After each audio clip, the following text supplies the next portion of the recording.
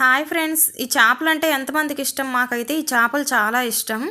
మా వారైతే పట్టుకొచ్చారండి, ఈ చెరువులో పట్టుకొచ్చారు.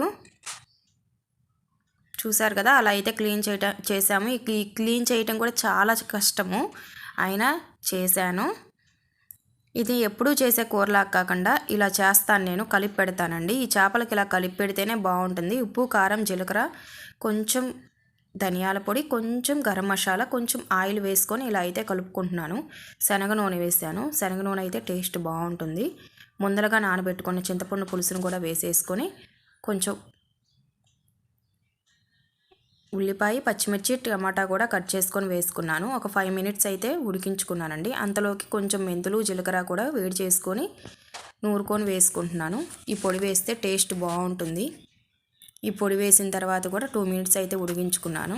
కొంచెం కొత్తిమీర కూడా వేసాను. నచ్చితే ప్లీజ్ సబ్స్క్రైబ్.